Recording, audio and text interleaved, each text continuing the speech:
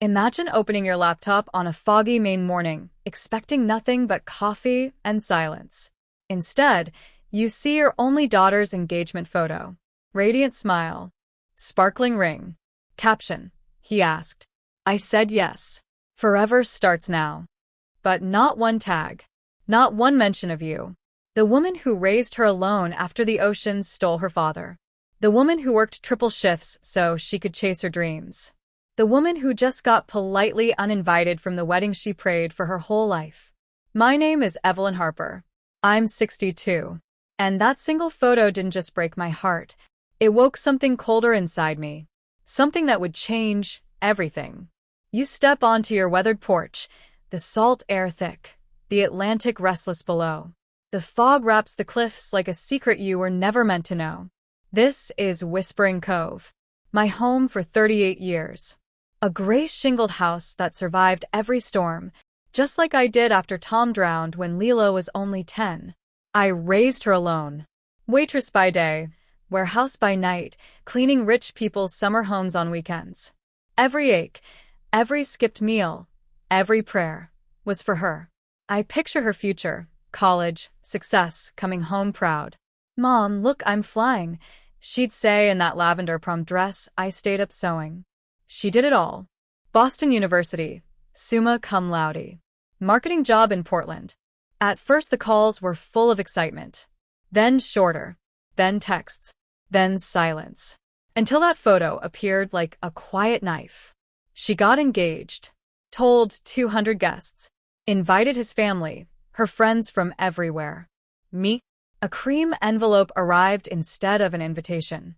We're keeping it intimate, close friends and his family only. We hope you understand. I sat at the scarred oak table where we used to eat together, coffee gone cold, and felt the world I built for her crumble. But heartbreak isn't the end. Sometimes it's the beginning of something sharper. Something final. But heartbreak isn't the end. Sometimes it's the beginning of something sharper. Something final. The days melted into one long, fog-choked breath. I moved through the house like a shadow, brewing coffee in Tom's old blue pot, wiping counters Leela once danced on as a toddler, staring at the Atlantic that took him and now felt like it was taking her too. The phone stayed silent. My text, saw your beautiful news, sweetheart. I'm so happy for you. Call when you can. Love you. Sat on read like a wound that wouldn't close. Then the cream envelope came. Heavy, gold-edged. Elegant as a slap. Inside. Dear Mom, Daniel and I have chosen to keep our wedding intimate and stress-free. We are celebrating with close friends and his immediate family only. We hope you understand. This is our final decision. With love, Leela and Daniel. No, we'd be honored. No, save the date. Just a polite door closing forever. The town whispered the rest. 200 guests, Chicago in-laws with designer bags, string quartet at sunset, champagne under twinkling lights on a private beach.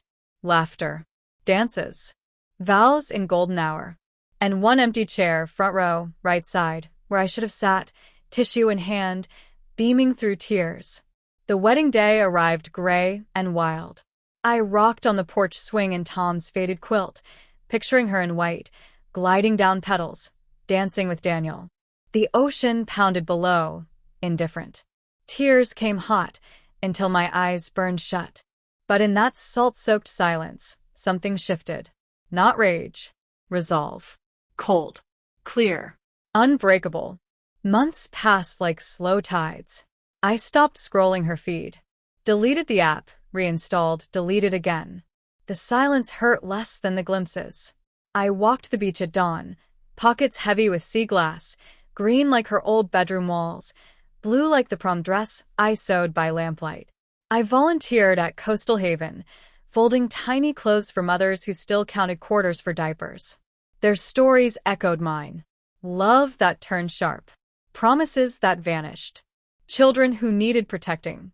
Helping them patched the holes Leela left, not healed, but enough to breathe. Then she came. Late August. Honey light slanting through hydrangeas. A black SUV crunched up the gravel. Leela stepped out, Highlights, silk blouse, heels clicking like judgment. Daniel behind, folder under arm, like this was a transaction. They asked for the house. You've had your life. Now it's our turn. Casual. Entitled. As if 38 years of my blood and sweat were just equity to cash out. That night, under the kitchen bulb that burned through every worry since Tom's boat never returned, I opened the drawer. Old papers. Birth certificate with her tiny footprints. Our marriage license. House deed, paid off after 21 years of scraping. A photo. Us three on Pemaquid Beach, Leela gap-toothed, clinging to my leg, Tom hoisting her high. We looked unbreakable. We weren't. I drove to Mr. Callahan. Rewrote the will. Everything to Coastal Haven Foundation for women like I once was. Ironclad. No contest clause. If she challenged, it accelerated instantly. And a letter would go to her. Every reason in black and white. 6 months of quiet. Garden bloomed fierce purple. I slept deeper. The house felt lighter, like it knew. November rain. Phone rang. Leela's voice on voicemail. Mom, I got a letter about the will. What the hell is this? Call me. Please. I didn't. She contested. Clause triggered. House went to Sarah, 29, bruised eyes, 4-year-old Ethan, escaping fists. I helped them move in. Ethan chased goals across the lawn. Sarah touched the pencil marks on the doorframe, Leela's height chart, and cried. I hugged her like I wish someone hugged me 20 years ago. Thank you, she whispered. Just love it, I said. The way it deserves. Leela came once more. Early March. Rental sedan. No makeup.